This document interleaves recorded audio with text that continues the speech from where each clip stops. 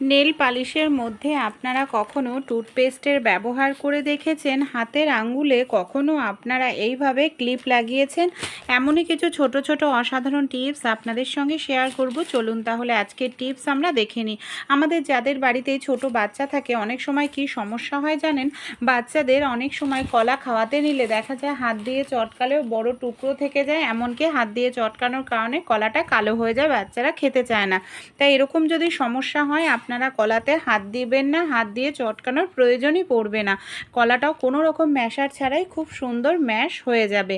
এখানে আমি কাঁটা চামচ নিয়েছি, পুরোটা কলা কিন্তু একসঙ্গে খোসা ছাড়াবো না, যতটা করে খাবো অল্প অল্প করে খাওয়াবো, অল্প অল্প করে খোসা ছাড়াবো। আর দেখুন কাঁটা চামচের সাহায্যে কত সহজেই এখানে আমার কলাটা ম্যাশ হয়ে যাচ্ছে। এইভাবে কাঁটা চামচ দিয়ে যদি ম্যাশ করা হয় কলার মধ্যে কিন্তু কোনো রকম বড় টুকরো থাকবে না। ভালো লাগলে আইডিয়াটি অবশ্যই কিন্তু আপনারাও একবার হলেও ট্রাই করে দেখবেন, আশা করছি উপকার পাবেন। অনেক সময় মশলার প্যাকেট দেখা যায় আমরা কৌটোর মধ্যে ঢালার পরও বেশ কিছুটা আমাদের মশলা থেকে যায়, আর মশলাটাকে আমরা গার্ডার দিয়ে যদি আটকে রাখি হাওয়া বাতাস ঢুকেও নষ্ট হয়ে যায়। তাই মশলাটাকে কিভাবে রাখলে মশলাটা আপনাদের সহজে নষ্ট হবে না, মশলাটাকে এইভাবে ভালো করে আপনারা গুটিয়ে নিন। তারপর আমরা কি করব, একটি কাপড়ের জামা কাপড়ের ক্লিপ আটকে দিলে ভালো থাকবে মশলাটা আমাদের। আমরা কম বেশি প্রত্যেকেই ব্যবহার করে থাকি। অনেক সময় কি হয়, আমরা হয়তো কোথাও যাই, দেখা যায় ফোন আমরা সঙ্গে করে নিয়ে যাই, বা আমাদের যে টাকার ব্যাগ বা পার্স এটা নিয়ে যেতে ভুলে যাই। টাকার ব্যাগ বা পার্স নিয়ে না গেলে হয়তো কোথাও ভাড়া দিতে হবে, বা সবজি কিনেছি সেই জায়গায় টাকা দিতে হবে, তখন সমস্যার মধ্যে পড়ে যাই। তাই ফোনের কভার প্রত্যেকেরই থাকে। আমরা যদি ফোনের কভারের মধ্যে কিছু টাকা রেখে দিই তাহলে কি হবে, তাড়াহুড়োতে কোথাও যদি বেরিয়েও যায় ফোনটা আমাদের সঙ্গে থাকবে। এমনকি এমার্জেন্সির সময় কিছু কিনলাম বা ভাড়া দিলাম, তাহলে আর কিন্তু কোনো রকম অসুবিধার মধ্যে পড়তে হবে না। ভালো লাগলে এই আইডিয়াটি আপনারাও কিন্তু অবশ্যই ট্রাই করে একবার হলেও দেখবেন। নেল পালিশ আমরা প্রত্যেকেই পরে থাকি। অনেক সময় কি হয়, নেল পালিশ পরার পর অল্প অল্প নেল পালিশ নখে থেকেই যায়, আর বাড়িতে হয়তো নেল রিমুভার শেষ হয়ে গেছে, তখন এই নেল পালিশের ওপর আবার যদি নেল পালিশ করা হয় দেখতেও ভীষণ বাজে লাগে। তাই আমাদের প্রত্যেকের বাড়িতেই টুথপেস্ট থাকে, যে কোনো সাদা কালারের টুথপেস্ট আপনারা নিয়ে নিন, সেটাকে নেল পালিশের ওপর আপনারা এইভাবে লাগিয়ে কিছু সময় রেখে দিন।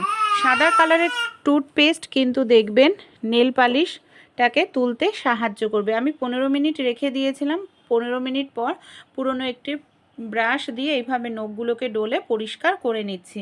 তাতেই দেখুন কতটা সুন্দরভাবে এখানে আমার নেল পালিশটা কিন্তু উঠে পরিষ্কার হয়ে গেল।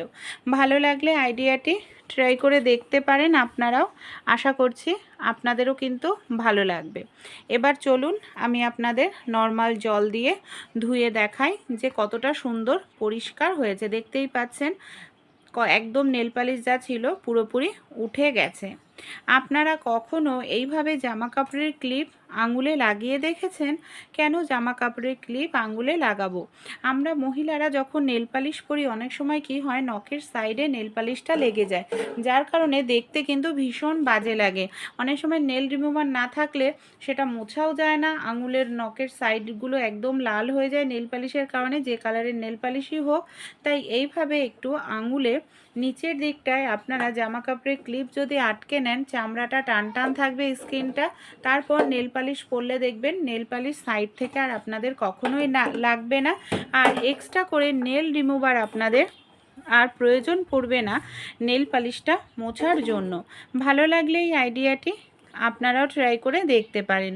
কম বেশি আমরা প্রত্যেকেই মহিলারা এই ধরনের আর্টিফিশিয়াল জুয়েলারি ব্যবহার করে থাকি। অনেক সময় কি হয়, যে আর্টিফিশিয়াল জুয়েলারিটা আমরা পরি এখানে সেখানে রাখি, দেখা যায় একটা খুঁজে পাই তো আর একটা হারিয়ে যায়, বা রং উঠে যায়, ভালো থাকে না। তাই আমাদের বাড়িতে এই ধরনের অনেক পুরনো কন্টেনারের ঢাকনা থাকেই।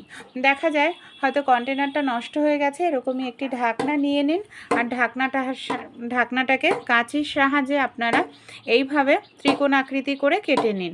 তারপর আপনারা সেফটি পিন দিয়ে ছিদ্র করে নিন, আর আপনাদের যে কানের দুলগুলো আছে এইভাবে কন্টেনারের ঢাকনার মধ্যে আটকে রাখুন। এতে কি হবে, একসঙ্গেই সবগুলো কানের থাকবে, এক জোড়া কানের একই সঙ্গে থাকবে, কানের হারিয়ে যাওয়ার কোনো রকম সম্ভাবনা থাকবে না। তারপর এই কানেরগুলো বা জুয়েলারিগুলোকে আপনারা কোনো কন্টেনারের ঢাকনাযুক্ত কন্টেনারের মধ্যে রেখে ঢেকে রেখে দিন। এতে দেখবেন কালারটা ভালো থাকবে, নষ্ট হবে না।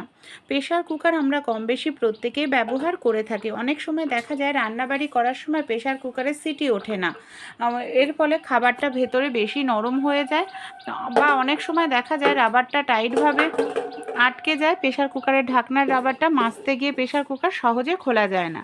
তাই আপনারা যা কিছুই রান্না করুন না কেন, প্রেশার কুকারে এই কাজটি অবশ্যই করবেন। সবার প্রথমে কি করব, সিটিটাকে আমি খুলে নিচ্ছি আর রাবারটাকে খুলে নেব। এই দুটো জায়গায় আমাদের খুলে নিতে হবে। তারপর আমাদের বাড়িতে যে সরিষার তেল বা রান্নার তেল থাকে, সিটির জায়গায় এইভাবে আমি একটু তেল লাগিয়ে দিচ্ছি, আর যেখানে রাবারটা থাকে ঢাকনায় সেখানে একটু তেল লাগিয়ে দেবো। তাহলে খাবার দাবার পড়লেও টাইটভাবে আর ঢাকনা কখনোই আটকাবে না। সিটির জায়গায় তেল লাগানোর কারণে যদি সিটিতে কোনো কারণে খাবার ঢুকেও যায়, তাহলেও কিন্তু সিটিটা খুব সহজেই উঠবে। ছোট ছোট টিপসগুলি ভালো লেগে থাকলে একবার হলেও ট্রাই করে দেখবেন।